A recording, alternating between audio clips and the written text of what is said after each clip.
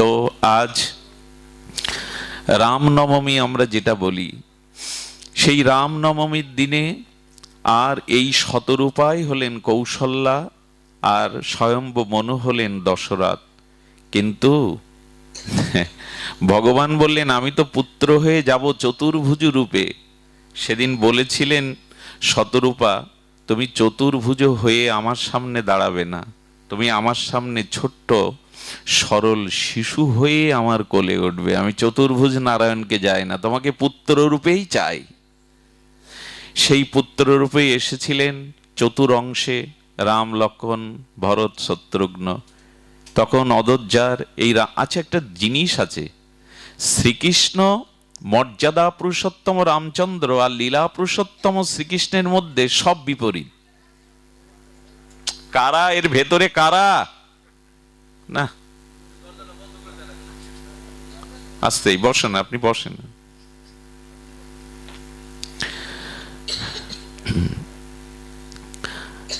অনেকটা কষ্ট করে আসতে হয়েছে। আমি আমার আজকের দিনের ইতিহাস যদি বলি আপনারা বলবেন পাঠ বন্ধ করে বসো।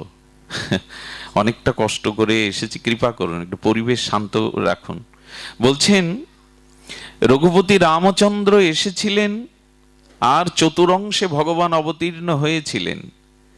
রাম এবং শ্রীকৃষ্ণ মর্যাদা পুরুষোত্তম রামচন্দ্র লীলা পুরুষোত্তম আর শ্রীকৃষ্ণের মধ্যে বেশ বিপরীত। শ্রীকৃষ্ণ জন্মেছিলেন রাত 12টায়, রামচন্দ্র জন্মালেন দিন 12টায়। বিপরীত, সব উল্টো। শ্রীকৃষ্ণ 3 জায়গায় বাঁকা, রাম একেবারে সোজা। রামের বাঁকা আছে নাকি? ত্রিভঙ্গ মুরারি, ত্রিভঙ্গ ঠাম, গোবিন্দের 3 জায়গায় বাঁকা। কিন্তু রামচন্দ্র অর্থাৎ গোবিন্দ লীলাটা খুব বাঁকা, সহজে বোঝা যায় না, কিন্তু রামচন্দ্রের লীলা একেবারে সোজা। আমাদেরই মতো তাদের সরল লেখা। আচ্ছা, রামচন্দ্র কয় ভাই হয়ে এলেন? পূর্ণব্রহ্ম কয় ভাই বলুন? 4 ভাই। গোবিন্দ কয় ভাই? তার বিপরীত, 8 জন। অষ্টম গর্ভে এলেন 8 জন, এই তো।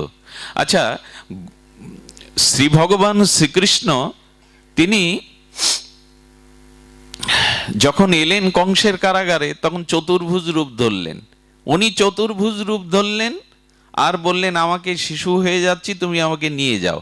আর এখানে চতুর্ভুজ হয়ে এসেছিলেন, কিন্তু কৌশল্যা বলেন ওই রূপে আমি তোমাকে চাই না, তুমি শিশু হয়ে আমার কোলে ওঠে কাঁদো, ক্ষুধার জন্য কাঁদো। বিপরীত। আচ্ছা, রামচন্দ্র এক পত্নী ধরো, সীতা ছাড়া আর কাউকে গ্রহণ করেছিলেন? সে শূর্পণখা চাইলে তো নাককানি কেটে নিলেন। কিন্তু ভগবান শ্রীকৃষ্ণের শুধু 8 জন না, 16,108 জন।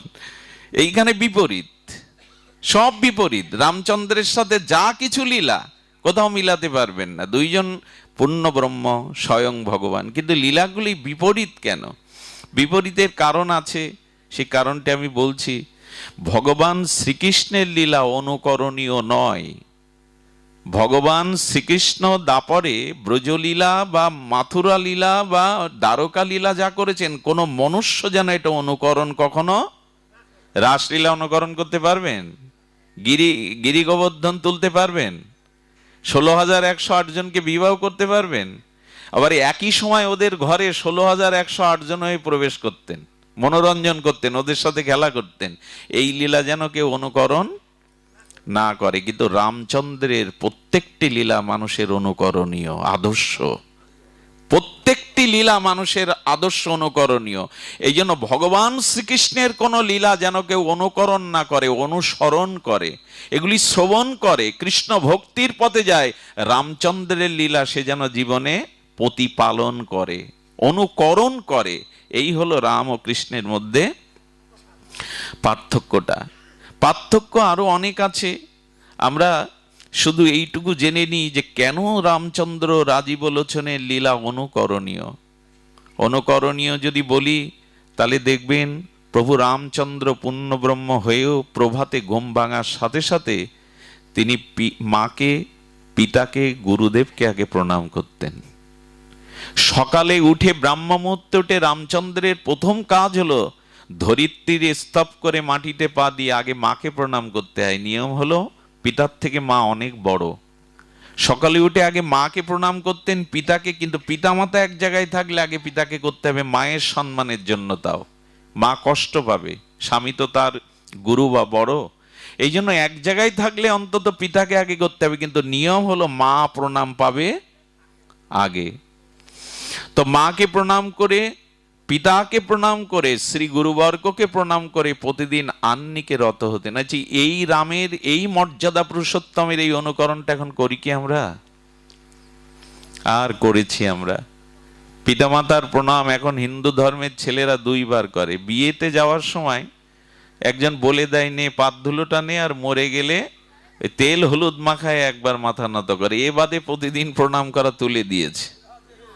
মানব সমাজের প্রথমে হলো পিতামাতাকে প্রণাম করলে কি হয় জানেন? একটা রক্ষা কবচ তৈরি হয়ে যায়। শুনে নিন, সঙ্গে সঙ্গে বহিঃশত্রু, অ্যাক্সিডেন্ট বা অনেক বিপদের হাত থেকে একটা রক্ষা কবচ, ঢাল তৈরি হয়ে যায়। পিতামাতাকে প্রণাম করবেন, ওরা যে মাথায় হাত দিয়ে বলবে বেঁচে থাক, কৃষ্ণ ভক্তি হোক, এ সব মন্ত্রের থেকে বড় মন্ত্র। ওদের আশীর্বাদের সাথে সাথে আপনার একটা রক্ষা কবচ, ঢাল তৈরি হয়ে যাবে। ভগবান, বেদ ভগবান বলেছেন আশীর্বাদটা দেওয়া আছে পিতামাতার চরণে, প্রণাম করলেই সে কৃপা পাবেই পাবে। এটাই তো করি না আমরা। বৃদ্ধ পিতামাতাকে প্রণাম করা আমরা তো তুলেই দিয়েছি। রামচন্দ্রের প্রথমেই হলো এটি। আর প্রভু রামচন্দ্রের কর্তব্য জ্ঞান দেখুন। কর্তব্য জ্ঞান বলতে ছোটবেলায় কৌশল্যা, সুনেত্রা আর মারা ওদের শোয় দেয়। একদিন 4 ভাইকে একই জায়গায় শয়ন করাতেন। ওদের জন্মটার পার্থক্য কিন্তু 10, 5, 2 বছর না, 2-3 মিনিটের। একই সাথেই ওরা হয়েছিল 2-3 মিনিটের। এই জন্য ওরা প্রায় সমবয়সী, 2-3 মিনিটের, আর তবু বড়ত্বের মর্যাদা চিরকালই দিয়ে গেছে। 4 ভাইকে ঘুমানো হয়েছে, লক্ষণ কাঁদছে। লক্ষণ কাঁদে কাঁদে কাঁদে, ঘুমায় না। শেষে বশিষ্ঠ দেবকে ডেকে আনলেন সুনেত্রা, কৌশল্যা। লক্ষণ কেন ঘুমাচ্ছে না প্রভু, কাঁদছে?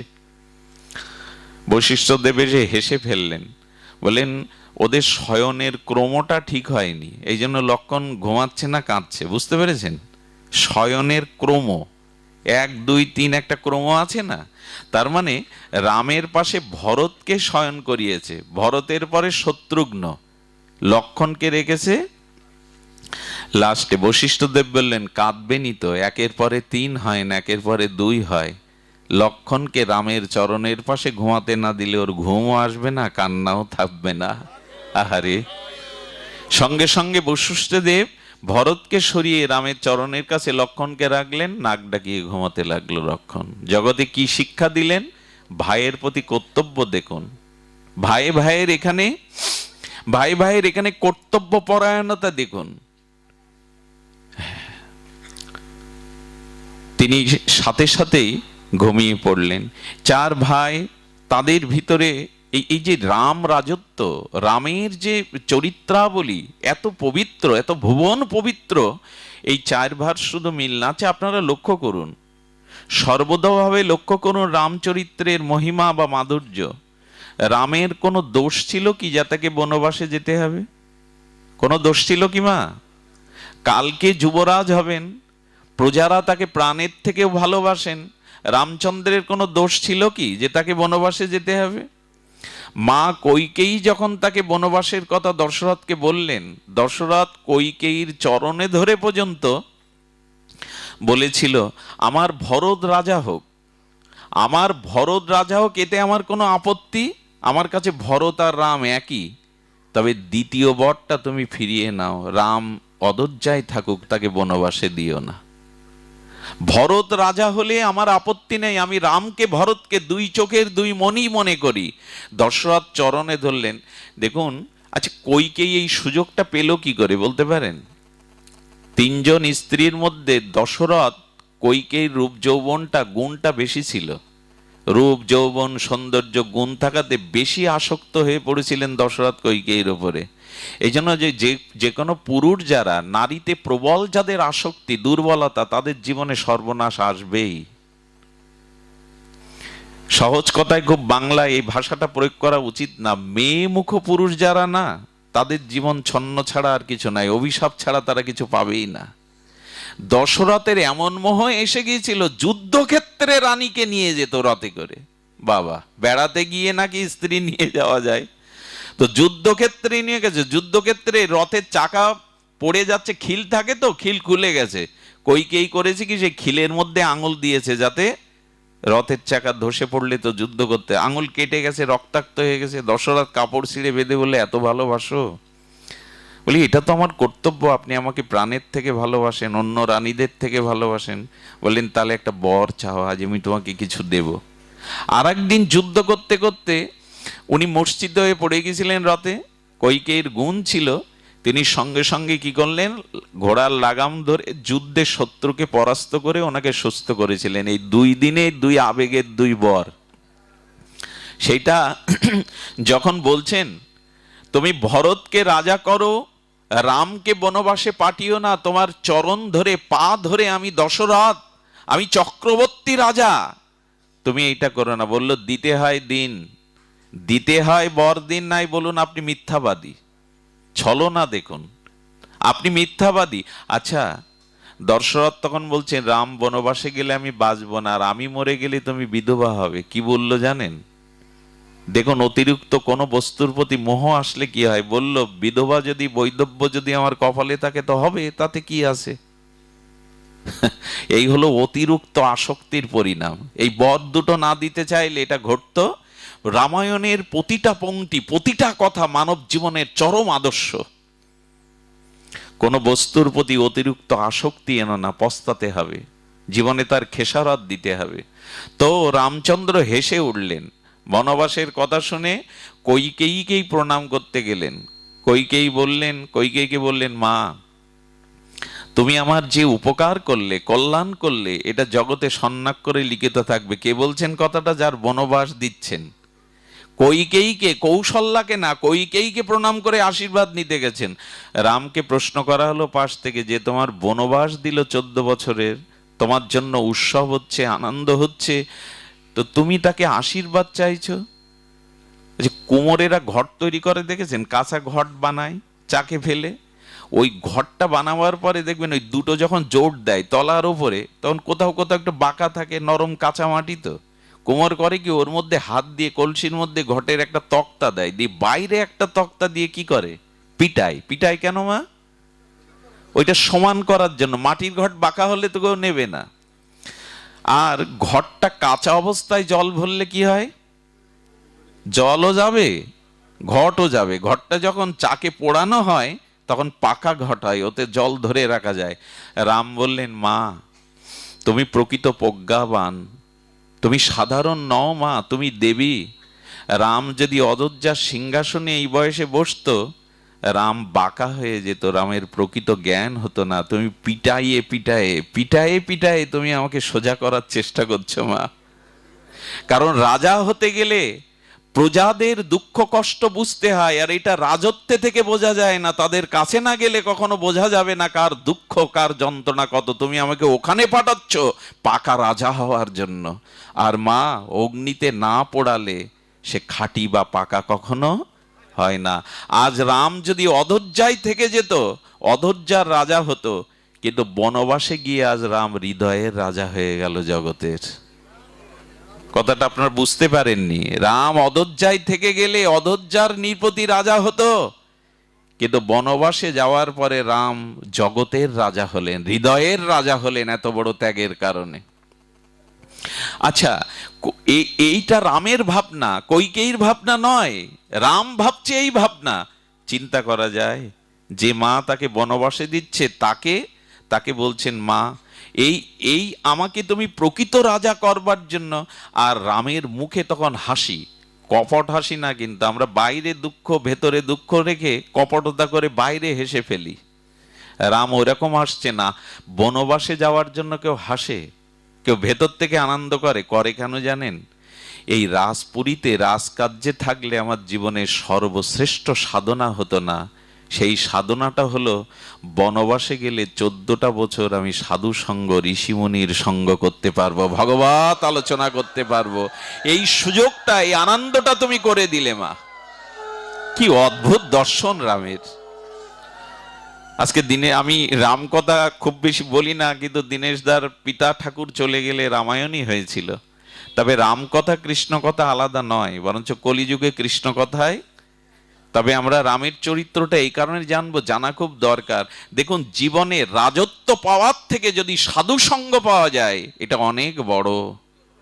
রাম এত মর্যাদা পুরুষোত্তম হতে পারত না, ভরদ্বাস, অগস্ত্য, পুলস্ত্য, বাল্মীকির সঙ্গ করে 14 বছর কাটিয়েছেন উনি। ঋষিমুনির আশ্রমে এই শাস্ত্র আলোচনা সাধু সঙ্গের মধ্যে কাটিয়েছেন। কারো জীবনে কখনো কল্যাণ হতে পারে না যদি সে সাধু সঙ্গ না করে। জানেন, আমি গতদিন কোথায় ঘটনাটা উল্লেখ করেছিলাম, দক্ষিণ ভারতে গোদাবরী নদী আছে। আমাদের যেমন গঙ্গা, যমুনা, দক্ষিণ ভারতে গোদাবরী, পুত পবিত্র। এইখানে রায় রামানন্দের সাথে মহাপ্রভুর মিলন হয়েছিল, এই গোদাবরী তটে। সেই গোদাবরীর অনতি দূরে ভাগবত পাঠ করছেন এক নাম নামক একজন মহাত্মা, ভজনানন্দী সিদ্ধ পুরুষ। ওইখানে 4 জন ছেলে গেছে, তারা নাস্তিক। ওইখানে মায়েরা যায়, সুন্দরীরা মায়েরা যায় এবং প্রসাদ পাওয়া যায়। এই লোভেই নাস্তিকরা ওখানে গিয়ে দেখছে যে পাঠক ঠাকুর একদিকে কেন তাকিয়ে। পাঠক ঠাকুর অনর্গল পাঠ করে যাচ্ছেন, সামনে একটা সুন্দরী রমণী, অপরূপ রূপ তার দিকে বসে বসেই পাঠ করছেন উনি। ছেলেটাদের লক্ষ্য গেল এই নাস্তিকদের যে ওই সুন্দরী রমণীর দিকেই বাবা অধিকাংশ সময় তাকিয়ে পাঠ করতে। এইবার সীতামা, মা তোমরা তো আছো, সীতামা বলছে, প্রভু আমি এক কাপড় পরে এসেছেন, প্রভু আমি তোমার সাথেই বনবাসের সাথী হব। না সীতা, তুমি কোমলা, তুমি রাজনন্দিনী, সেই কণ্টক পথে বনের হিংস্র শপথ জীবজন্তুর মধ্যে তোমার বাস করা শোভা নয়। কিন্তু আমি যে অগ্নি সাক্ষী করে বলেছিলাম, ইহকাল পরকালের সুখ দুঃখের আমি অর্ধাঙ্গিনী। রাজা জনক এসেছিলেন, কিন্তু জনকের সাথে সীতা যায়নি। এই দেখো মা, স্বামীর ব্যথায় ব্যথিত, স্বামীর সুখেই সুখী, স্বামী দুঃখের দুঃখী, এইটা পতিব্রতা রমণীর অনন্য সর্বশ্রেষ্ঠ ধর্ম। সীতামা সেটা জানালেন। হ্যাঁ, আয়না করতে পারলে, ভালো খেতে না দিতে পারলে আমরা তো ছেড়েই চলে যাই, খোটা দেই। কিন্তু বনবাসে যাচ্ছে রাম, 14 বছরের, এক কাপড়েই দাঁড়িয়ে গেলেন। সীতাকে বললেন, আমি তোমায় নিতে পারি না, আমি তোমায় নিতে পারি না, তুমি কমলা স্বভাবা, তুমি কষ্ট পাবে, পারবে না, এই কঠিন জীবনযাপন তোমার জন্য নয়। বললেন, প্রভু আমি তোমার সাথেই জীবন মরণ না, ইহকাল পরকাল না, সর্বদা তোমার অর্ধাঙ্গিনী সহধর্মিনী হওয়ায় আমার পতিব্রতা, আমি না অধৈর্যায়। আচ্ছা, দশরথ বললেন, মা রাম গেলেও আমি বেঁচে থাকবো। কৌশল্যা বললেন, মা তুমি যেও না। বললেন, এইটা আমার পতিব্রতা ধর্মের অধিকার, আমি রাজপুরীতে থাকতে পারবো না। লক্ষণ এসে উপস্থিত। লক্ষণ, হ্যাঁ দাদা, আমি তো জন্মেছেই তোমার চরণ সেবার জন্য। বিয়ে করা স্ত্রী 14 বছর বয়স। সুনেত্রা 14 বছর বয়সের বধূ ঘরে। লক্ষণ এসে বললেন, দাদা আমি প্রস্তুত। লক্ষণকে বললেন, বনবাস তোমার হয়নি, বনবাস তোমার হয়নি। বললেন, আমি সিংহাসনে বসে। রামচন্দ্র বললেন, তুমি সিংহাসনে বসো, পিতার সেবা করো, মায়ের সেবা করো, প্রজার সেবা করো। লক্ষণ তখন কি বলেছিলেন জানেন? আমি এক পদও চাই না, প্রধানমন্ত্রীর পদ, রাষ্ট্রপতির পদ। একটু কমিয়ে দাও, ফিডব্যাক আসছে। প্রধানমন্ত্রীর পদ, রাষ্ট্রপতির পদ একটা তো। লক্ষণ বললেন, আমি লোভী, আমি 2টো পদ চাই, আমি রাজীব চলন প্রভু রামের 2 পদও চাই, আমি এক পদ সিংহাসন চাই না। কেন রামের ভাই বলে, এই দেখুন আজকে ভাইদের মধ্যে এটা আছে। রামায়ণ কেন আমাদের জীবনের অঙ্গীভূত করতে হবে, কেন রামচরিত্র লক্ষণ চরিত্র জানতে হবে? দাদা, হে প্রভু আমি 2 পদও চাই, এক পদও আমি চাই না।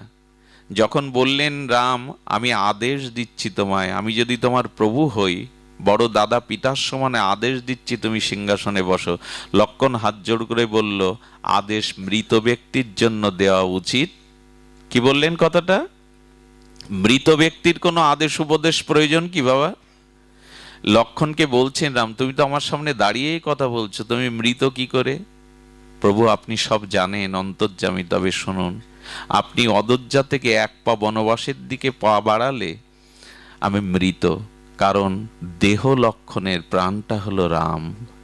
আহারে, দেহটা লক্ষণের, কিন্তু আমার হৃদয়টা, আমার আত্মাটা হলো রাম। তুমি বনবাসে পা বাড়ালেই আমার মৃত শরীর, মৃতর জন্য কোনো সিংহাসন হতে।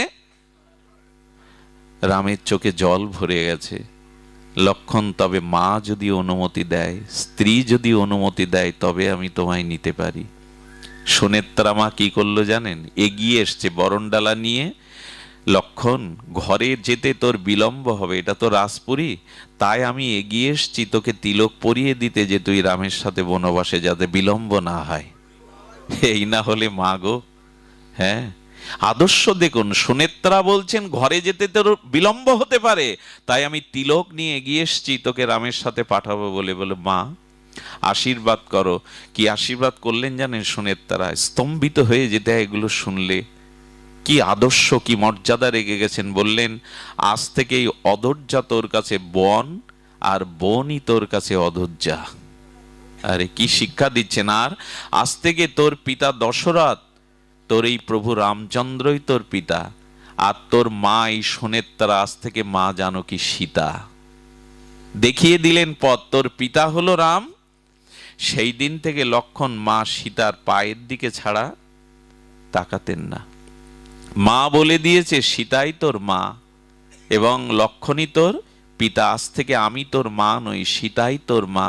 তুই তাদের চরণ সেবা না করে ঘুমাবি না, দাদাকে ঘুম পাড়িয়ে চরণ সেবা করবি, দাদার পদ সেবা করবি, সব ব্যবস্থা করবি যেন রামের কোনো কষ্ট না হয়। সীতা এবং লক্ষণ এইভাবেই বেরিয়ে গেছিলেন রামের ভালোবাসায়। আপনারা জানেন, গুহক চণ্ডাল দূর থেকে কাঁদতে কাঁদতে চোখে রক্ত ঝরেছিল। প্রভু, আজ তুমি রাজি বলেছন, মর্যাদা পুরুষোত্তম, তুমি বনবাসে যাচ্ছ, আমার বাড়ি যাবে না প্রভু? গুহক চণ্ডাল বলছেন, আমি চণ্ডাল বলে? বলো না, আজ যে আমার আর গৃহে ফেরা হবে না, গৃহে আমি যেতে পারবো না, তবে এই গঙ্গার তীরে আমি রাতটুকু কাটাতে চাই, ভোরবেলা আমি পার হতে চাই। কি করেছিলেন জানেন? গুহক চণ্ডাল ঘাস দিয়ে আসন তৈরি করে সীতামা আর রঘুপতি রামের জন্য একটা বিছানা করে দিয়েছিলেন, আর ওইখানে সকলে ঘিরে বসে রামচরিত্র শুনেছিলেন লক্ষণের মুখে। আর ভোরবেলা, আপনারা পারের কথা তো জানেন, অনেকবার বলেছি, এটা বড় চমৎপ্রদ। ওই যে রামকথা গুণকীর্তন হচ্ছিল, ওর মধ্যে ওই ঘাটের একজন পাটনি, কিবট, কিবটকে কি বলে? নৌকা পারাপার করার পাটনি, নাম হলো মাধব পাটনি। মাধব পাটনি রামচরিত্র শুনে সকালবেলা গুহক চণ্ডাল তো রাজা চরণে গিয়ে বললেন, রাজা আপনার মনে আছে একবার আপনি এই জঙ্গলেই মূর্ছিত হয়ে পড়ে গেলে আমি আপনাকে সেবা করেছিলাম, আমাকে একটা বর দিতে চেয়েছিল? বলে, হ্যাঁ রে, গুহক চণ্ডাল তো রাজা, উপজাতিদের রাজা। বলেন, আমি তোকে বর দিতে চেয়েছিলাম, স্মরণ আছে, চেয়ে নে। বলে, আগামীকাল সূর্য ওঠার সাথে সাথে প্রভাতে প্রভু রামচন্দ্র মা জানকী লক্ষণকে নিয়ে পার হবে। আমার বর হলো এই খেয়াঘাটে অনেক ভালো ভালো ময়ূরপক্ষী নৌকা আছে, আমার নৌকাটা ভাঙা। আমার বর হলো কাল সকালে এই খেয়াঘাটে যতদিন প্রভু পার না হবেন, যতক্ষণ আমার নৌকা ছাড়া ঘাটে অন্য নৌকা যেন না থাকে। বুঝতে পেরেছেন রহস্যটা? প্রভুকে পার করবেন, ভাঙা নৌকা তো, যদি না ওঠেন। রাজাকে সুস্থ করে বর নিয়ে নিলেন, প্রভাতে গামছা মুড়ি দিয়ে গামছাটা মাথায় বেঁধেছে, হালটা হাতে নিয়ে নৌকার ওই পাশে দাঁড়িয়ে নৌকাটা একটু নদীর তীর থেকে একটু দূরে সরিয়ে রেখেছেন। রামচন্দ্র ভগবান তিনি কি করেছেন?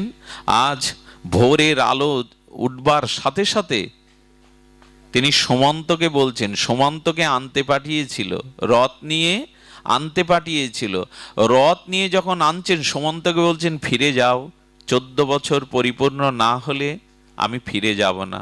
সুমন্ত যাচ্ছে না, কাঁদছে, প্রভু পার হবেন। প্রভু রামচন্দ্র আর লক্ষণ সীতামা এসে বলছেন, রামচন্দ্র নিজেই বলছেন, ওগো মাঝি ভাই, দয়া করে পার করে দেবে? আচ্ছা, ভগবান যদি কোনো নৌকা পার হয়, আপনি আমি এরকম বলি তো হাত জোড় করে, মাঝি ভাই আমাকে পার করে দাও? আমাদের সুরটা থাকে, এই মাঝি তাড়াতাড়ি আয়, হ্যাঁ, এই রিক্সা যাবি। এইসব কথা যতই ধনী হন মানি হন, এই জাতীয় উচ্চারণ করবেন না। কিবটের চোখে, পাটনির চোখে জল এসে গেছে, আর স্বয়ং ভগবান আমার খেয়াঘাটে অনুরোধ করছে, মাঝি ভাই পার করে দেবে? এই না হলে তুমি ভগবান? এই না হলে তোমার ভগবানত্ব? শুনেও শুনছে না। রামচন্দ্র যখন 2-3 বার বলছে, ভাই আমাকে দয়া করে পার করে দাও, বেলা উঠে যাচ্ছে, লক্ষণের তো চিরদিনই রাগ। বলেন, দাদা তোমার ভক্ত যারা হয় তারা কেউ তোমার কথা শোনে না, অথচ তোমার ভক্ত। লক্ষণের তো একটু রাগ বেশি। মা বলছে, তুমি ডাকছো এত করে, শুনছে না তো, যে তোমার ডাক শোনে না সেই হয় তোমার। রামচন্দ্র ওর মধ্যেও হাসছেন, হেসে বলছেন, ডাক না শোনার 2টো কারণ।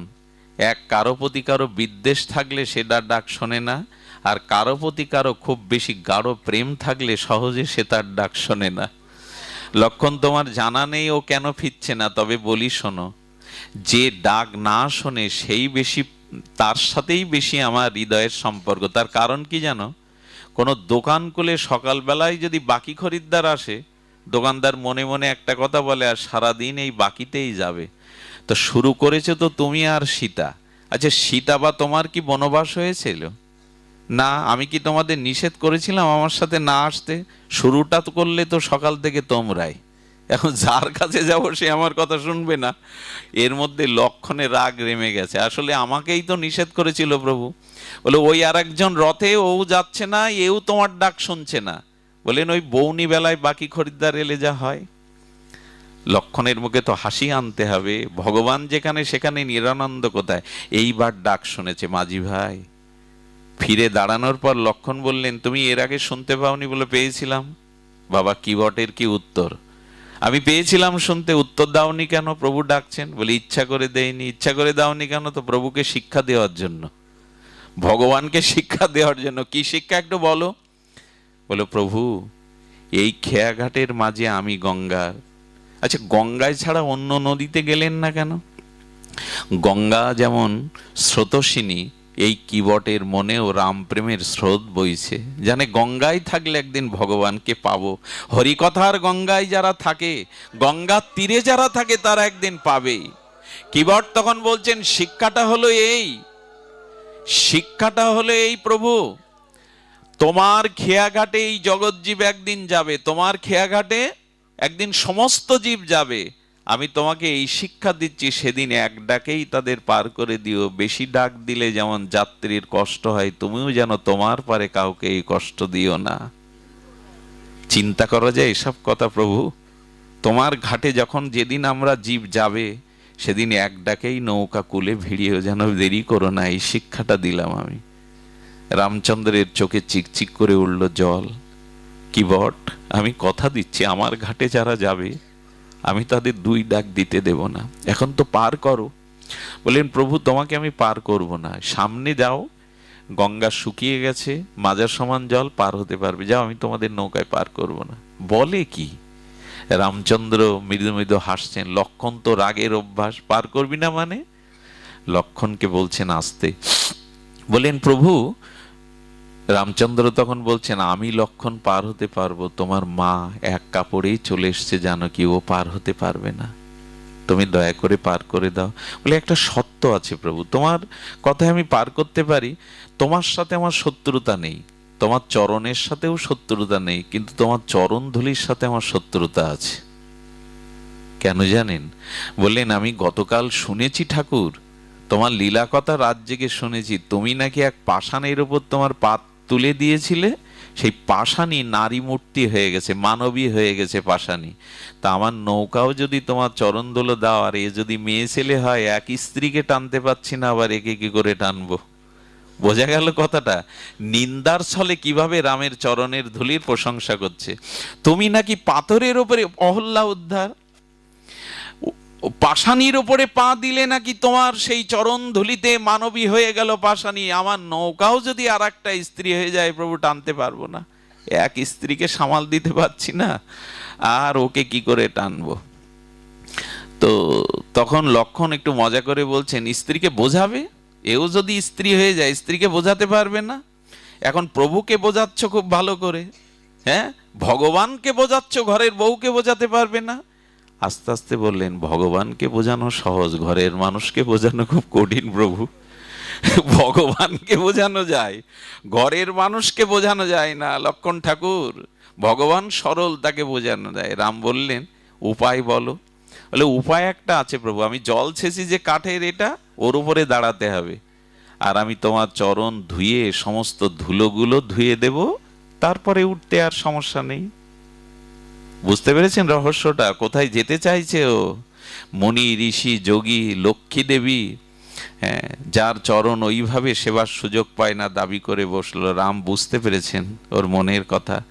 ঠিক আছে, সেই কাঠ জল ছাঁচার সেই কাঠের যন্ত্রের উপর দাঁড় করেছে, এই যে ওর উপরে দাঁড়ানো যায়। রাম যখন কাঁপছে দাঁড়িয়ে, তখন বলছে প্রভু তোমার বুদ্ধি শুদ্ধি কম, তুমি আমার মাথায় হাতটা দিয়ে ঠেকান দিয়ে দাঁড়ালে তো আর পড়বে না। একদিকে চরণ আর মাথার উপরে প্রভুর হাত, এই না হলে আদায় করে নেওয়া ভগবান রে। রামচন্দ্র দক্ষিণস্থ মাথায় রেখেছে। লক্ষণ বলছে জল কই চরণ ধোবে তুমি, পাশে গঙ্গা, এক ঘটি জল আনো। বললেন ওটা তো ব্রহ্মা ধুয়ে দিয়েছিলেন, তার থেকে গঙ্গা, আমি লোকের জল নেব কেন? আহারে, ওটা তো ব্রহ্মা গোবিন্দের চরণ ধুয়েছিল, তাই গঙ্গা, আমি লোকের জল নেব কেন? তোমার জানা নেই লক্ষণ, আমার মধ্যেই দুটো গঙ্গা আছে, আমার নয়নের দুই জল দিয়েই আমি প্রভুর চরণ ধুয়ে দেব। চোখের জলে আজ প্রভুর চরণ ধুয়ে দিলেন। সীতামা দাঁড়িয়ে দাঁড়িয়ে বলছেন কি ভাগ্য তোর যোগী মুনি ঋষি, অনন্ত কোটি ব্রহ্মাণ্ডের কত মহর্ষি তপস্বী যোগীন্দ্র এই ভাগ্য পায় না। তুই আর সেই প্রেমে রামচন্দ্র কাঁপছেন।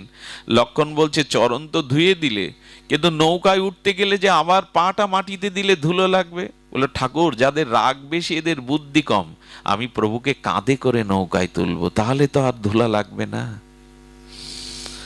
আজ ভক্তের দুয়ারে ভগবান, ভক্তের কাছে সব সঁপে দিলেন। নৌকায় উঠল, বসেছেন রাম লক্ষণ সীতামা। বলুন তো, গঙ্গার নদীর উপরে প্রভাতের সূর্যের কিরণমালায় কিবট বলছে প্রভু এক জন্মে আমি কচ্ছপ ছিলাম, তুমি ক্ষীরোৎসাহের লক্ষ্মী দেবীর চরণ সেবা করছিল, আমি কচ্ছপ হয়ে তোমার রাঙা চরণটা একটু ছুঁতে চেষ্টা করেছিলাম, কিন্তু লক্ষ্মী দেবী জন্তু মনে করে আমাকে ছুঁড়ে ফেলে দিয়েছিল।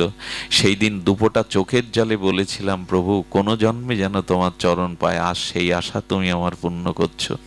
ভগবানকে চান, কোনো না কোনো জন্মে তিনি আপনাকে অবশ্যই কৃপা করবেন। চান ভগবানের সেবা চান, কোনো না কোনো জন্মে এই আশা আপনার পূর্ণ হবে। সংসার চেয়ে কিছু পাবেন না, সংসারে কোনোদিন মনোবাসনা পূর্ণ হবে না। ভগবানকে চান, তিনি পূর্ণ করবেন। নৌকার ওপারে যেতে গিয়ে কিবট বারবার নৌকা ঘুরিয়ে দিচ্ছে, বারবার নৌকা, বুঝতে পারছেন, নৌকা ওপারে নিয়ে যাচ্ছে না, বারবার নৌকার মুড়ি ঘুরিয়ে দিচ্ছে। লক্ষণ বলছে করছো কি? আরে সবাই কাঁদছে ওপারে দাঁড়িয়ে, দ্রুত পার করে দাও। লক্ষণ ঠাকুর খুব রাগ হচ্ছে না, কেন আমি নৌকাটা কুলে ভিড়াচ্ছি না? তবে শোনো প্রভু, আমি আর একটা শিক্ষা তোমায় দিচ্ছি, যেদিন জীব তোমার নৌকায় উঠবে সেদিন ওপারে নিয়ে যেতে যেন দেরি করো না, খুব তাড়াতাড়ি পার করে দিও। যাত্রীদের নৌকায় উঠলে ওপারে বিলম্ব হলে যাত্রীরা উদ্বিগ্ন হয়, কাউকে উদ্বিগ্ন দেবে না তো প্রভু? আমি নৌকা ভিড়াচ্ছি, তবে কথা দাও কাউকে যেন বিলম্ব করো না। এর পরের কথাটা বড় হৃদয় বিদারক। পাড়নি উঠলেন, প্রভুকে প্রণাম করলেন। রামচন্দ্র বললেন যে পার করে তাকে কিছু পারানি দিতে হয়, কড়ি দিতে হয়। কি দেব তোমায় কি ভট?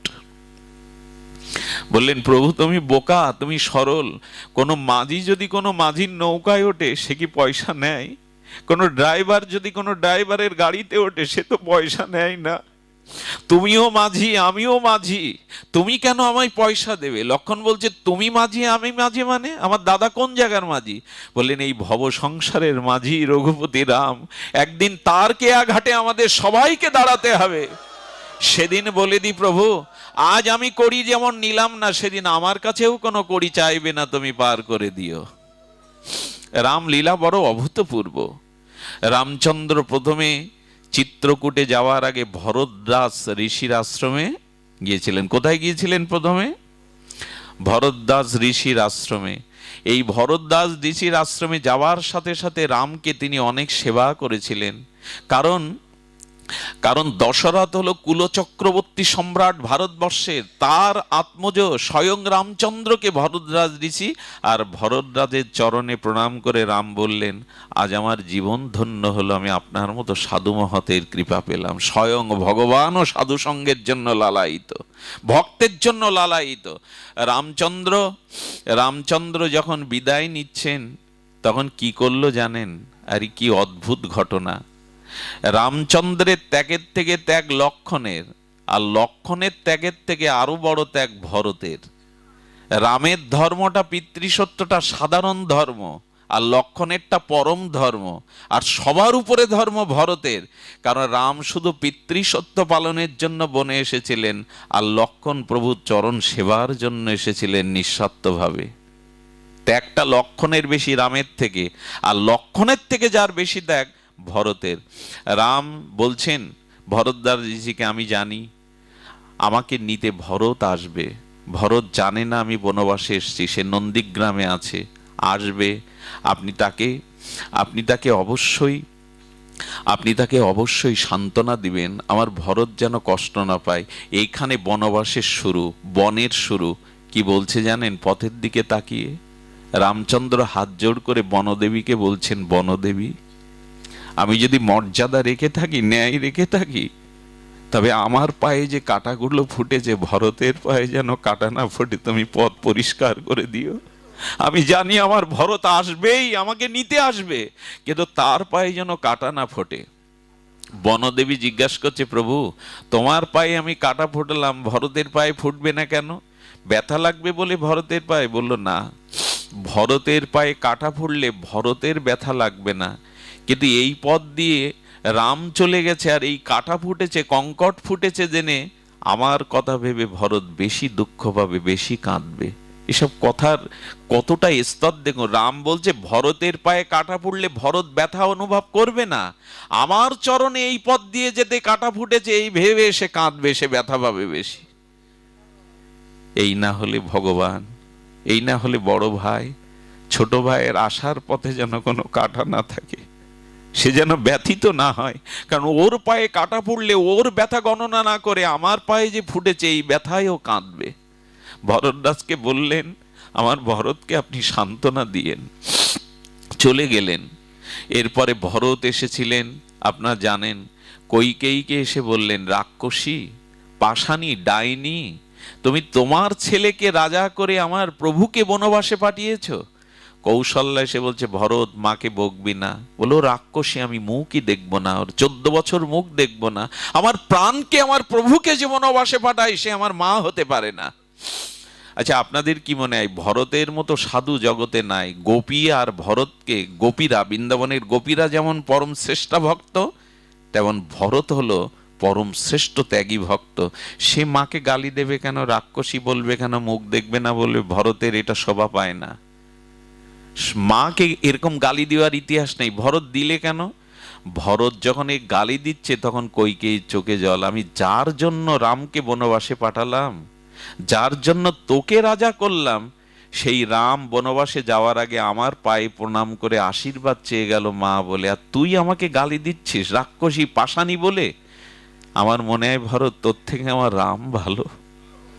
কইকেয়ী যেই বলেছে, একটু আড়ালে চোখ মুছে ভরত বলছেন, মা, আমি তোমাকে গালি দিলাম এই কারণে, আমার প্রতি না, তোমার রামের প্রতি যেন তোমার ভক্তি হয়। মা, তোমার রামের প্রতি যেন তোমার ভক্তি হয়, আমার প্রতি যেন ভক্তি না আসে। কি ইতিহাস এদের, কি দিব্য চরিত্র এদের! গালাগালিটা দিয়েছিলেন যাতে রামের প্রতি মার ভক্তিটা আসে। ভরতের ত্যাগ শুনবেন। ভরতকে আর গুরু বশিষ্ঠ, কৌশল্যা বলছেন, এখন রাম নাই, তোমাকে রাজত্ব দেয়া হয়েছে, তুমি সত্য পালনের জন্য রাজত্ব বসো। ভরত কি বলেছিল জানো মা? এইসব কথাগুলো হৃদয়ে লিখবার মতো। ভরত বলছেন, মাঝে মাঝে গুরু আজ্ঞা, মাতৃ আজ্ঞাও লঙ্ঘন করতে হয়। কেন ভরত? আমি তোমার গুরু বশিষ্ঠ, তুমি আমার আজ্ঞা লঙ্ঘন করবে কেন? বললেন, শুনুন, আমি যদি অযোধ্যার সিংহাসনে রাম ব্যতীত বসি, এর ধরা মহিতল রসতলা যাবে, প্রলয় হয়ে যাবে। বশিষ্ঠ বলছেন, বা এই জগতে হিরণ্যকশিপুরও এক সময় রাজা ছিল, রাবণও রাজা ছিল, তখন পৃথিবী ধরাতল মহিতল ধ্বংস হয়নি, আর তুমি ভরত সিংহাসনে বসলে ধ্বংস হবে? ভরতের এক কথায় গুরুদেবও উত্তর দিতে পারেনি, বলেছিল যে কাজ হিরণ্যকশিপুর করেছে, রাবণ করেছে, সেই কাজ যদি রামের ভাই ভরত হয়ে করি তাহলে ধরিত্রীমা সহ্য করতে পারবে না, রসাতলে যাবে। কত বড় ভরতের অনুভূতি! ভরত বলেছিল আমি 14 বছর ফিরবো না, 14 বছর ফিরবো না। ভরতের ত্যাগ কেন জানেন? হাতি ঘোড়া রথ নিয়ে রামকে আনতে যাচ্ছেন, আর যেতে যেতে যেতে যেতে খালি পায়ে হেঁটে যাচ্ছে। ভরত, রথ সামনে, তুমি হাঁটছো কেন? বলল আমার প্রভুর কিভাবে ব্যথা জেগেছিল, এই পথ দিয়েই তো প্রভু এইভাবে আমার জন্য গেছে, আমি অনুভূতির জন্য যাচ্ছি। ভরতদাস ঋষির আশ্রমে যাওয়ার সাথে কি হলো জানেন? খুব লক্ষ্য করুন, ঘুমটাকে আসতে দিয়েন না। রামচরিত্র বড় বড় আস্বাদ্য, বড় মর্যাদার। ভরতদাস ঋষির আশ্রমে যাওয়ার সাথে সাথে রামকে যতটা অভ্যর্থনা সেবা না করেছিলেন, তার বহুগুণ ভরতকে সেবা করলেন ভরতদাস। ভরতদাস সেবা করার পরে জিজ্ঞাসা করছে, ভরত আমার প্রভু কোন দিকে গেছে আপনি বলুন? এই অভাগাকে তিনি ক্ষমা করেছেন তো? এই পাপীকে তিনি ক্ষমা করেছেন তো? বললেন তা জানি না ভরত, তবে তোমার নাম বলবার সাথে সাথে রাম ডুবরে কেঁদে উঠেছিল। ভরতের নাম নেওয়ার সাথে সাথে প্রভু কেঁদে উঠেছিল। আমাকে বলে গেছে যেন ভরত কষ্ট না পায়, ভরত যেন চোখের জল না ফেলে। আমার মনে হয় রাম নিজেকে যতটা না ভালোবাসে, ভরত তোমাকে বেশি ভালোবাসে। ভরত এই কথা শুনে চলে যাওয়ার পরে ভরত দাস ঋষির আশ্রমের শিষ্যরা বলল, প্রভু একটা প্রশ্ন করব, রাম স্বয়ং ভগবান, তাকে যে সেবা দিলে তার থেকে বেশি গুণ কেন তুমি ভরতকে সেবা দিলে? প্রশ্ন আসবে কিনা? স্বয়ং ভগবানের থেকে ভরতের বেশি সমাদর সেবা করলেন। কি বললেন জানেন ভরতদাস ঋষি? বললেন বহু জীবনের সাধন ভজনের ফলে ভগবানকে পেয়েছিলাম, আর ভগবানকে পাওয়ার ফলে আজ ভরতের মতো সাধুকে পেয়েছি। ভগবানের থেকে সাধুর সেবা আরতম মহত্বপূর্ণ। ভরতদাস ঋষি এই কথা বললেন। ভগবান বলেছিলেন যে আমার সেবা করে সে আমার ভক্ত না, যে আমার ভক্তের সেবা করে সেই আমার ভক্ত। ভগবান বলেছিলেন যে আমার পূজা করে, আমার সেবা করে, সে কোনোদিন আমার ভক্ত হতে পারে না। তিনি লক্ষ্মী দেবীকে নারায়ণ বলেছিলেন কেউ যদি ভগবানের উপাসনা করে সে পেতেও পারে ভগবানকে, নাও পেতেও পারে, সন্দেহ আছে, কিন্তু কেউ যদি ভক্ত সেবা করে, ভক্তের ভজন করে, সে আমাকে পাবে, এতে কোনো সন্দেহ নেই, সে পাবেই পাবে আমাকে। বললেন বহু তপস্যা করলে ভগবান পাওয়া যায়, আর ভগবানের আশীর্বাদে সাধু পাওয়া যায়।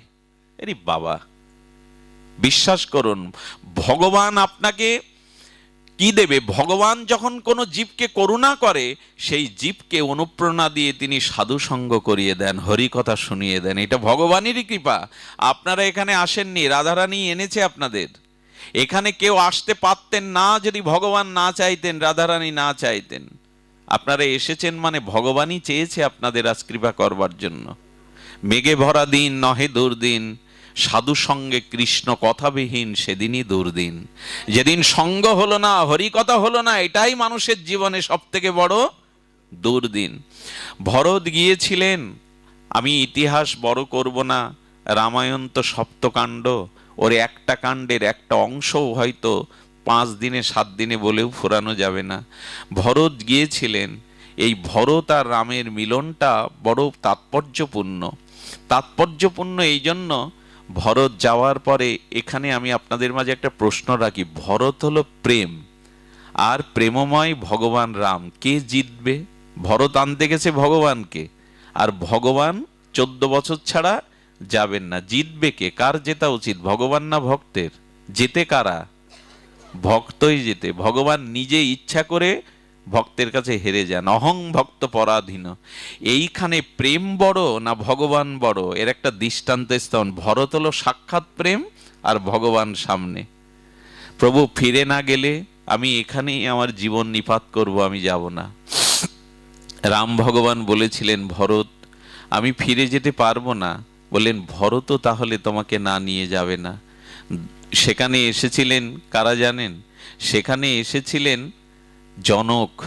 বিদেহরাজ, জনক, অনেক মুনি ঋষি ওদের হাতে বিচার দিল। সবাই বলল রাম প্রেম বড়, চোখের জল বড়, ভগবানের থেকে প্রেম বড়, ভরতই জিতে গেছে, তোমাকে ফিরে যেতে হবে। ভরতকে তখন বললেন নিতান্তই যদি তুই আমাকে নিয়ে যেতে চাস ভরত, তাহলে আমি তোর সাথে যাব, তবে এই দেহে না, আমার পাদুকার সাথে সাথে আমি আর সীতা তোমার সাথে যাব। তুমি জিতে গেলে আমি ফিরে যাব, তবে এই পাদুকার সাথে যাব। ভরত দেখেছিলেন এই আদর্শই, প্রভু যখন বলেছেন পাদুকা মাথায় নিলেন আর পায়ে হেঁটে নন্দীগ্রামে এসে 14টা বছর সেই পাদুকার তলে ছিলেন। জানেন ভরতের প্রেম রামের থেকে বড় কেন? ভরত 14 বছর অধৈর্যার কারো মুখ দেখেনি, এক শত্রুঘ্ন ছাড়া, কৌশল্যা ছাড়া কারো মুখ দেখেনি। কেন জানেন? প্রভু যেভাবে বনবাসে তার থেকে কঠোর করে আমি বনবাসী হব। মুখ দেখতেন না কারো। প্রভুর চরণ দোকানা ছত্র ধরে থাকতেন। রাতে কোথায় ঘুমাতেন জানেন? প্রভু ঘাসের কুশের বিছানার উপর শয়ন করে। প্রভু যেখানে শয়ন করে দাসের ওইখানে শয়ন করতে নেই, তাই মাটিতেই 14 বছর শুয়ে থাকতেন। ভরত মাটিতেই কি খেতেন জানেন? এ কথাগুলো কি ব্যাখ্যা করার? একটু ফল আর গরুর দুধ খেয়ে 14 বছর ছিলেন। তুমি মুখে অন্ন দেবে না বনবাসে, আমিও দেব না। 14 বছর না ঘুমিয়ে ওই মাটিতে পড়ে থেকে কারো মুখ না দেখে ওই ছত্রের পাদুকাকেই রাম সীতা মনে করে 14 বছর কাটিয়েছেন। পৃথিবীতে এরকম আত্মত্যাগ শুনুন, যারা ভাই ভাই আছেন, আমি নিবেদন করব, আমি এখানে এসেছি কিসের জন্য জানেন? আমি দুপুরে এক জায়গায় গেছি, 70 কিলোমিটার দূরে এক পাঠ করতে, বাসায়ও যেতে পারি, স্নানও হয়নি, প্রসাদ পাওয়াও তো দূরের কথা। আর এই সব ত্যাগ স্বীকার করছে আমারই ছোট ভাই। তার কারণে আমি চলে আসতে পারছি জগতে। এখানে যারা আছে আমি হাত জোড় করব, ভাই ভাই পাঁচিল দিয়েন না।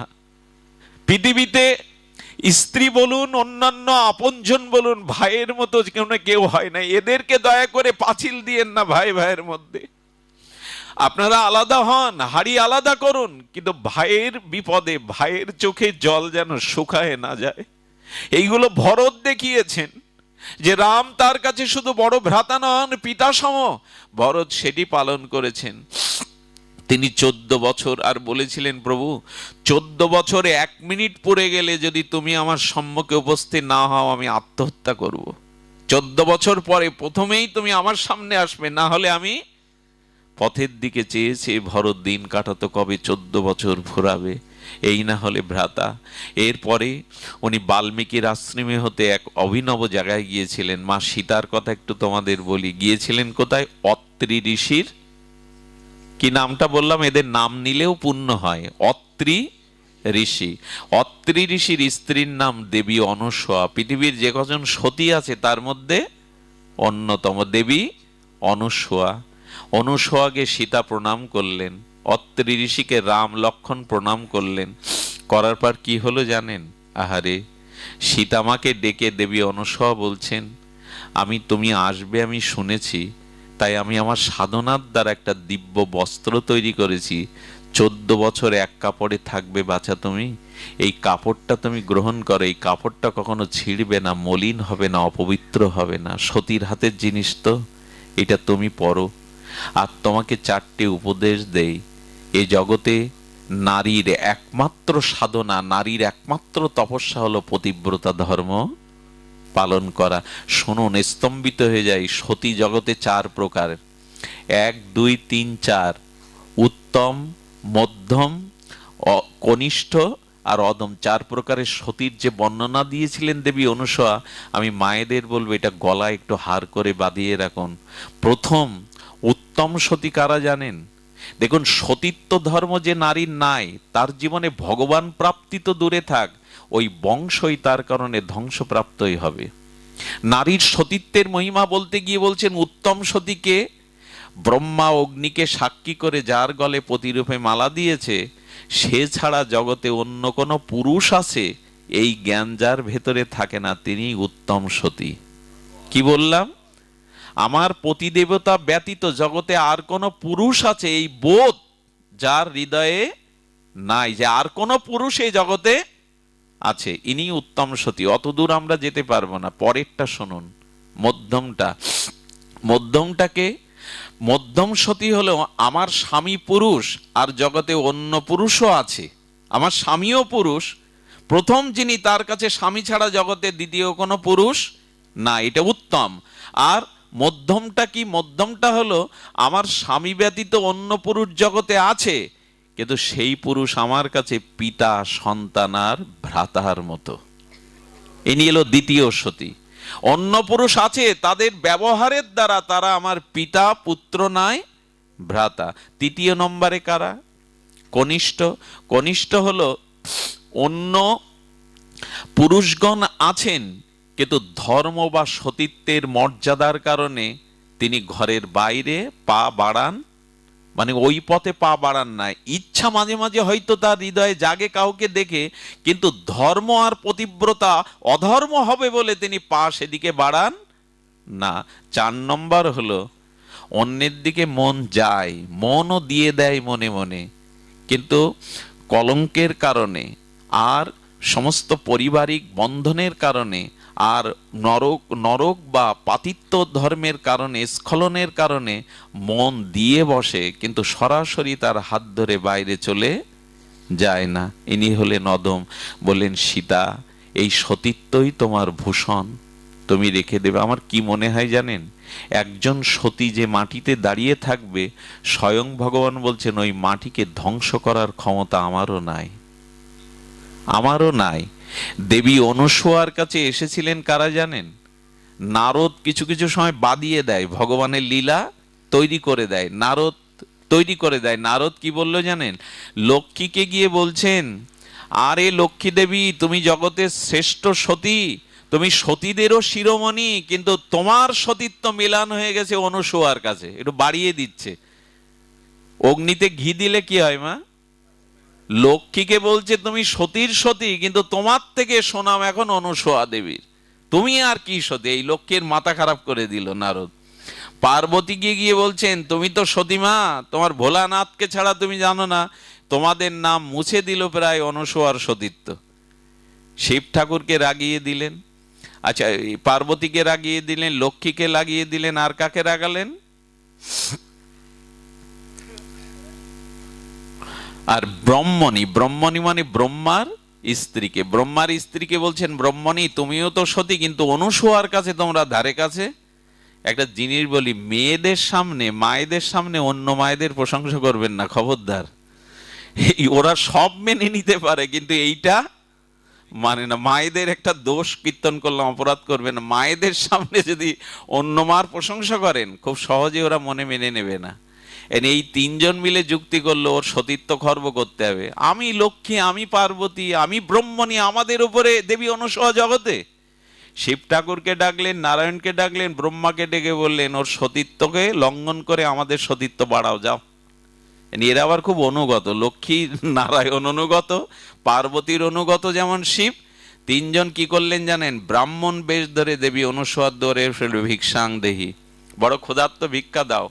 বাবা ভিক্ষা দেব তোমাদের। বললেন, আমরা আহার করতে চাই তোমার হাতে, তুমি পবিত্র তো? বললেন, বাবা আমি পবিত্র। তো বললেন, আমাদের একটা সত্য আছে, তুমি রান্না করে, আমরা খুব ব্রাহ্মণ তপস্বী, আমরা যাত্রার হাতে পাই না, তবে বলতে পারি তুমি যদি উলঙ্গ হয়ে রন্ধন করে উলঙ্গ হয়ে পরিবেশন করতে পারো, তাহলে তোমার হাতে সেবা নিতে পারি, না হলে চললাম। দেবী অনুসূয়া চিন্তা করলেন, এটা আমার পরীক্ষা পাশ করতে হবে। উনি বললেন, অতিথি যদি ফিরে যায় দুয়ার থেকে, তাহলে সমস্ত মঙ্গল দূরীভূত হবে। উনি বললেন, আবার আমাকে দিতেই হবে। কি বললেন জানেন? হে প্রভু, আমি যদি সতীত্ব ধর্মে প্রতিষ্ঠ হয়ে থাকি, আমি যদি পতিব্রতা হয়ে থাকি, তাহলে এই 3 জন ব্রাহ্মণকে এখন দুগ্ধপোষ্য 2 দিনের শিশু করে দাও।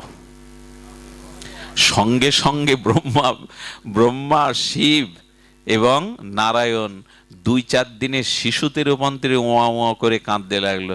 আচ্ছা, 2 দিনের শিশুর সামনে মার বস্ত্র থাকা দরকার আছে কি সন্তানের? সেবা করিয়ে দোলনায় ঘুম পাড়িয়েছেন, 2 মাস হয়ে গেছে, ফেরে না। লক্ষ্মী দেবী উদ্বিগ্ন, পার্বতী উদ্বিগ্ন, ব্রাহ্মণী উদ্বিগ্ন, নারদ গিয়ে বাড়িয়ে দিয়েছেন, আর আসবে না। যাদের পাঠিয়েছো না এমন সতী, আর ওরা আসবে না, যাও তাড়াতাড়ি। 3 জন রমণীর রূপ ধরে সে মার কাছে বলছে, মা অনুসূয়ার দুয়ারে চলে আসতে হয়েছে, পার্বতীকে, লক্ষ্মীকে, ব্রহ্মণীকে। মা হ্যাঁ, কি বলতে চাও তোমরা? বললেন, মা, আমাদের পতিকে আমরা কিছুদিন হলো পাচ্ছি না। অনুসূয়া দেবী বুঝতে পেরেছেন। বললেন, মা বলে ডাকলে যখন তোমরা আমার মেয়ে, তোমরা আমার বৌমা স্বরূপী, তবে কি হয়েছিল?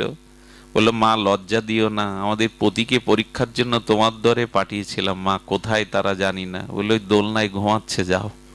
ওরা দোলনায় ঘুমাচ্ছে। বিশ্বাস করুন, অনুসূয়া দেবী যদি ওই বরটা ফিরিয়ে না নেয়, তাহলে আজীবনকাল ভগবানকে ওই রূপেই থাকতে হবে। সতীর এরকম মহিমা।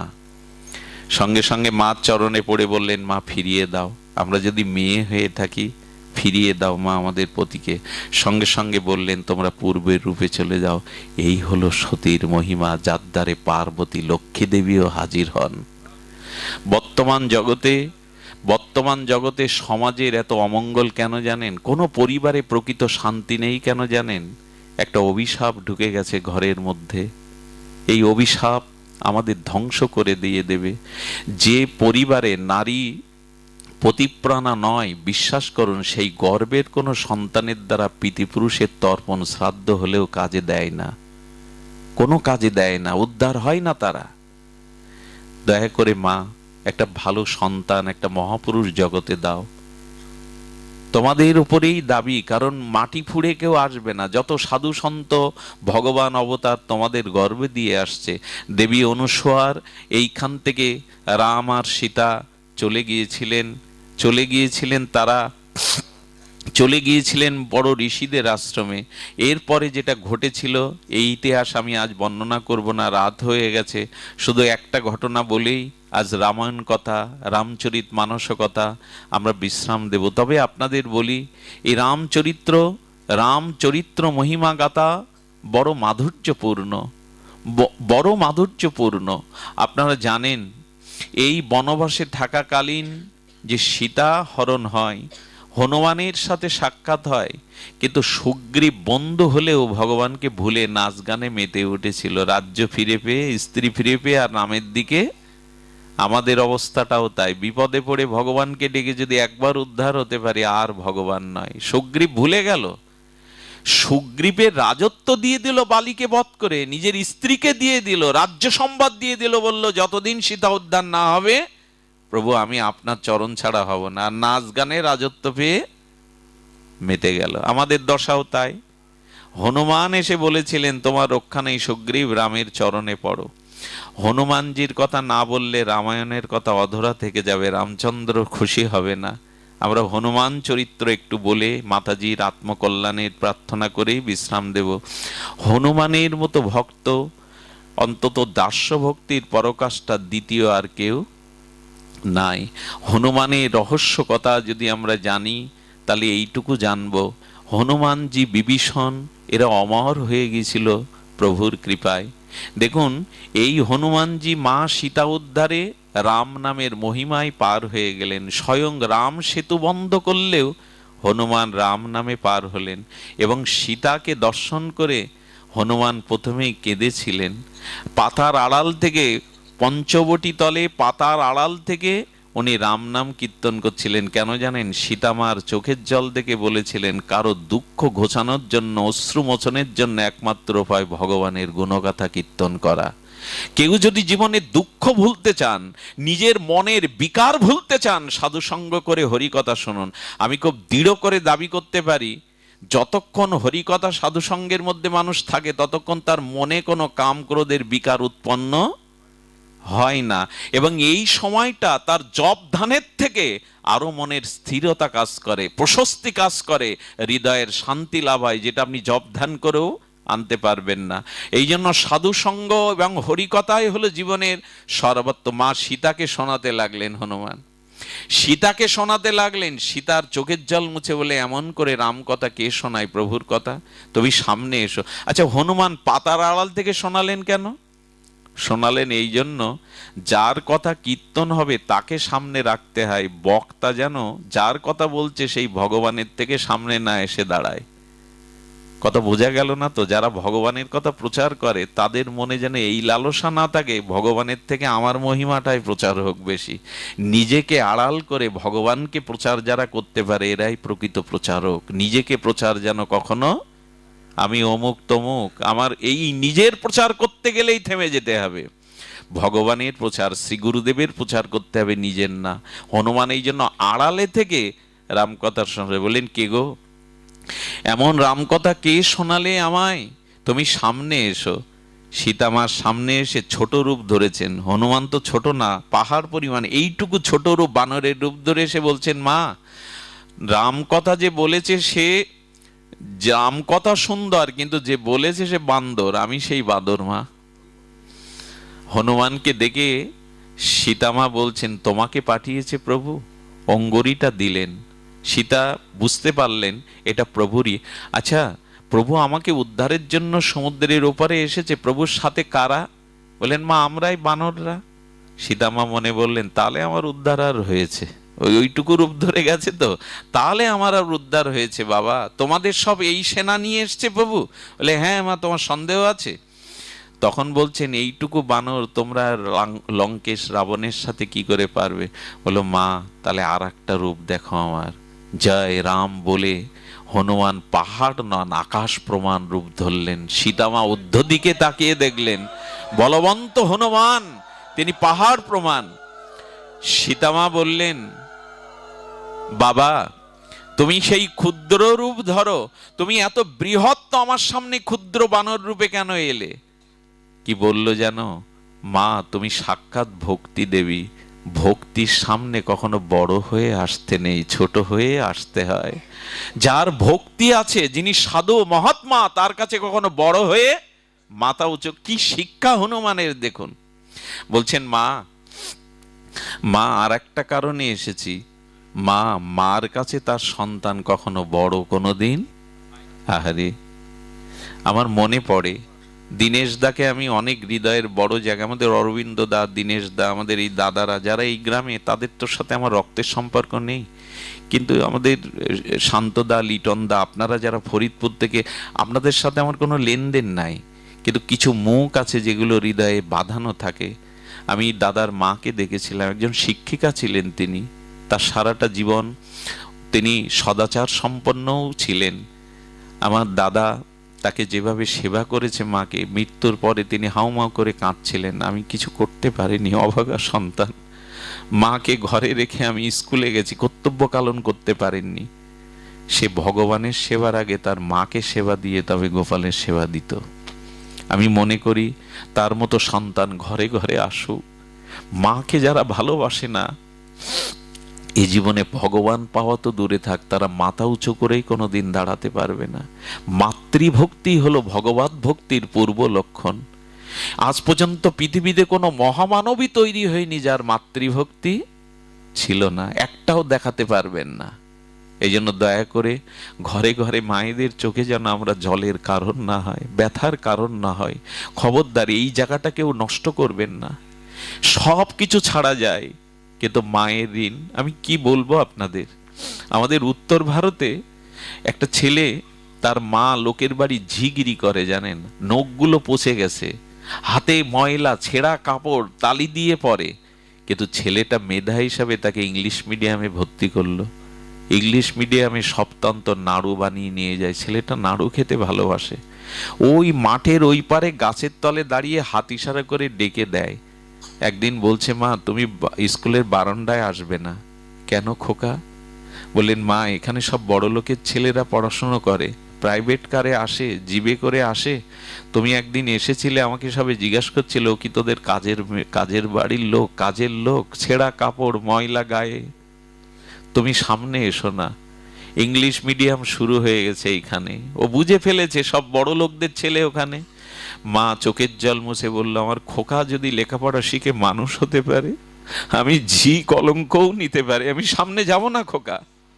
ছেলেটা মেধাবী ছিল, ডাক্তার হলো, ডাক্তার মেয়েকেও বিয়ে করলো, শহরে ফ্ল্যাট ভাড়া নিল 1 লাখ টাকার, নার্সিংহোমে দুইজনে। 10 বছর পর মা তার হাঁপানি রোগ, মৃত শয্যায় আছে। সবাইকে ডেকে গ্রামের লোককে বলছেন, মরার আগে আমি আমার খোকার মুখটা থেকে মরতে চাই, তোমরা কিছু টাকা তুলে আমাকে একটু বাস খরচা দিয়ে দেবে, আমি আমার খোকার মুখ দেখে মরবো, দাও না। সব টাকা তুলে, চাঁদা তুলে তাকে গাড়িতে তুলে দিল। খুঁজতে খুঁজতে কাঙালি ভিখারিনীর ন্যায় ছেঁড়া কাপড় পরা অসুস্থ মা দুয়ারে বসলো। সন্ধ্যায় জিপ থেকে নেমে বলছে, মা তুমি কতক্ষণ? এসেছি। বাইরে ভেতরে নিয়ে গেল। সকালবেলা বলছে, মা এখানে তোমার থাকতে সুবিধা হবে না, তার কারণ আমি আর তোমার বৌমা দুইজনই ডাক্তার, রাত 12টায় ফিরি, এখানে তোমার দেখবার তেমন কেউ থাকবে না। আমি কিছু টাকা দিচ্ছি মা, তুমি গ্রামে গিয়ে ওইখানেই থাকো, এখানে সেবার তেমন। বলে, আমি অসুস্থ খোকা, তোকে দেখতে এসছি। নার্সিংহোমে ভর্তি করে 7 দিন পর বাড়ি আনলো। আমি তোমায় গাড়ি করে পাঠিয়ে দিচ্ছি মা, তবে তবে একটা কথা শোনো মা, এখানে আমরা তোমার সেবা করতে পারবো না। আমি আপনাদের গল্প শোনাচ্ছি না, এই রাত জেগে এতটা পথ অতিক্রান্ত করে এসে। বললো, জানো মা, আমি তো আমার কর্তব্য করছি। এই যে তোমায় নার্সিংহোমে নিয়ে গেছিলাম না, 7 দিনে বিল হয়েছে 5 লাখ টাকা। মার চোখের জল ছেড়ে দিয়েছে। খোকা তুই বাড়ি ভাড়া দিস কত করে? বলে, 1 লাখ টাকা মাসে। মা তখন বলছে, তোর কাছে আমার ভাড়া পাওনা আছে অনেকগুলো, জানিস কি তুই? এই বাড়িতে মাসে যদি 1 লাখ টাকা ভাড়া হয়, তুই আমার গর্ভে 10 মাস ছিলি এই ঘরে, সে ভাড়া তো দিসনি। বাড়িওয়ালা ভাড়া নিলে তোকে বের করে দেবে, আমি তো বের করিনি। তুই 5 লাখ টাকার কথা বললি, তবে শোন, আমার বুকের 1 বিন্দু দুধের দাম শোধ করার ক্ষমতা তোর নেই, সুখে থাক। এরকম সন্তান যেন না হয় কারো।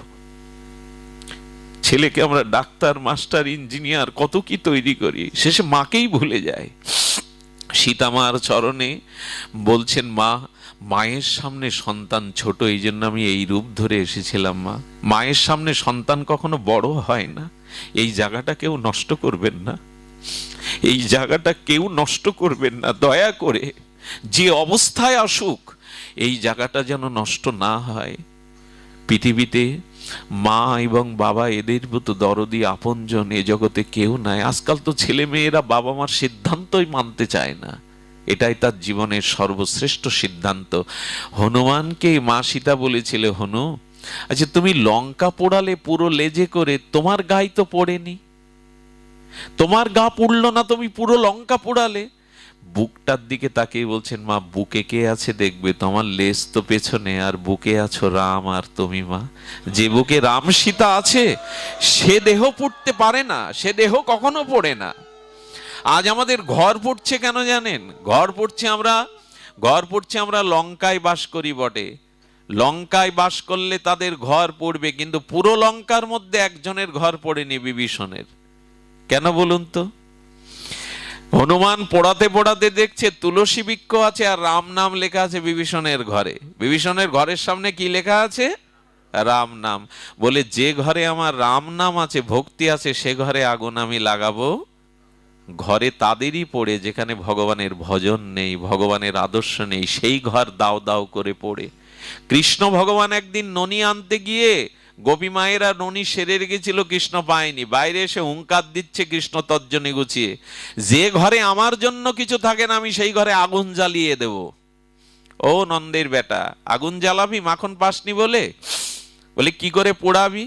বলো, ঘর পোড়াবো না, ঘরে যারা বাস করে তাদেরও পোড়াবো, তবে বাইরের আগুন না, অশান্তির আগুনে পোড়াবো তাদের আমি। পড়ছেও আমাদের ঘর, যেখানে ভগবানের নাম নেই, ভক্তি নেই, সদাচার নেই, আচরণ নেই, সেই ঘর তো পূর্বে। বিল্ডিং হলে কি হবে, 3 তলা হলে কি হবে, রাবণের লঙ্কাও পার পায়নি। এই জন্য শান্তি ফেরাবার জন্য ঘরে আজকাল কারো প্রার্থনা হয়, ভোরবেলা একটু করতাল বাজিয়ে ঠাকুরের নাম হয়, মঙ্গল আরতি হয়, সন্ধ্যাবেলায় 2-4 জন মায়েরা বসে ভগবানের নাম করে, যে ওই গৃহটাই মন্দির হয়ে যাবে। শুধু ইট কাঠ দিয়ে মন্দির করলে কি মন্দির হয়? ভগবানের ভজন হতে হয়। যাই হোক, আমি বিশ্রাম করব এই ভেবে যে সময় অতিবাহিত হয়ে গেছে, রামকথার থেকে আজ বাইরে যেতে মনটা মহাপ্রভুর কথা বলবার জন্য উকি মারছে, কিন্তু না, আজ প্রভুর কথাই বলে বিশ্রাম করছি। আর রাবণ বধ হওয়ার পরে মন্দাদরি এসেছিল, কে আমার রাবণকে বধ করলো এই ক্ষমতা পৃথিবীতে কারো নাই আমি জানি, আর কেন রাবণ বধ হলো এটাও আমি আজ জগৎকে জানাবো। মন্দাদরি এসে দেখলো রাবণ মাটিতে ধরাশায়ী হয়ে মৃত দেহ পড়ে আছে।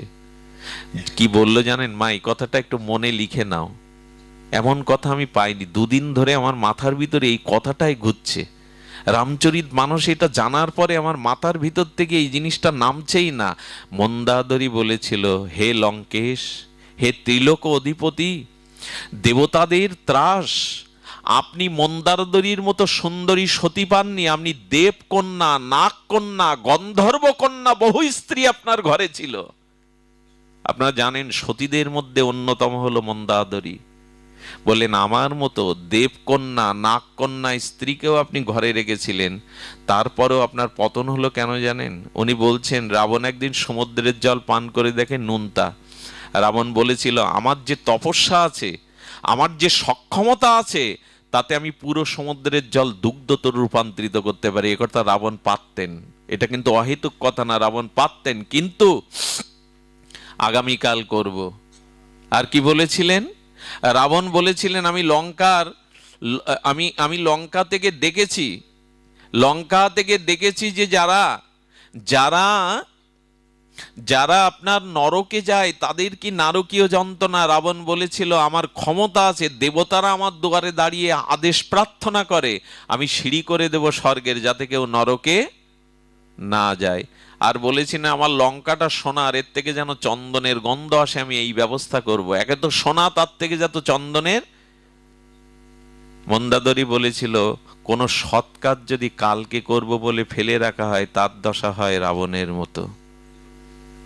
আপনি কাম ক্রোধ অসৎ কাজগুলো পরে করবেন বলুন, কিন্তু ভগবানের ভজনটা পরে করবে এই কথা কেউ বলবেন না। সৎ কাজ এখনই করতে হবে। কাল যা করিবে তা করো আজ, আজ যা করিবে তা করো এখন, পলকে প্রলয় হতে পারে, সৎ কাজ করবে কখন? আজ তুরস্কের ভূমিকম্প সাক্ষী দিয়ে যাচ্ছে, মুহূর্তেই জগৎ ধ্বংস হতে পারে। সিরিয়া তুরস্কের ভূমিকম্পই জানিয়ে দিল, মুহূর্তেই পৃথিবী ধ্বংস হতে পারে। সৎ কাজ করবে কখন তুমি? তাই এখনই করে নাও, বর্তমানই করে নাও। তো সেখানে বলছে রাবণ, আজ মন্দাদরীর মতো সতী স্ত্রী থাকতেও তোমার সীতার দিকে, পর স্ত্রীর দিকে দৃষ্টি গেল, এই কারণে তোমার আজ এইখানেই মরে পড়ে থাকতে, নাহলে তোমাকে বধ করার ক্ষমতা কারো ছিল না। এবার তাকাচ্ছে রামের দিকে, কে বধ করতে পারে রাবণকে? মহাপরাক্রমশালী রাবণকে কে বধ করতে পারে? রামকে ঘিরে দেখতে এসেছে রামের চরণ, সঙ্গে সঙ্গে মন্দাদরীর অঙ্গের ছায়াটা রামের পায়ে স্পর্শ করেছে, ছায়া পড়েছে। সঙ্গে সঙ্গে রাম হাত জোর করে বললেন, হে মা, তো মায়ের ছায়া যদি সন্তানের গায়ে পড়ে, এটা পায়ে পড়ে, এটা সন্তানের অপরাধ, আপনি প্রণাম নিন, আমাকে ক্ষমা করুন। মন্দাদরী বলল, এই না হলে ভগবান, যার স্ত্রীকে আমার স্বামী হরণ করলো, সেই আমাকে আমার দেহের ছায়াটা পায়ে পড়ায়, সে অপরাধ মনে করে, মা মনে করে ক্ষমা চাইছে। ইনিই রাম হতে পারেন, ইনিই ভগবান হতে পারেন। আপনারা আমার শেফালী মায়ের জন্য একটু প্রার্থনা করুন, যাতে দিব্যধাম প্রাপ্ত হয়ে প্রভু রঘুপতি রামের শ্রীকৃষ্ণ কৃপায়, মহাপ্রভুর কৃপায় তিনি দিব্যধাম বাসিনী হয়ে চিরসুখী হন। আর তার ছেলে, তার পরিবারের যারা আছেন, বৌমা, আমাদের। আপনারা এখন দেখছেন সনাতন মিডিয়া।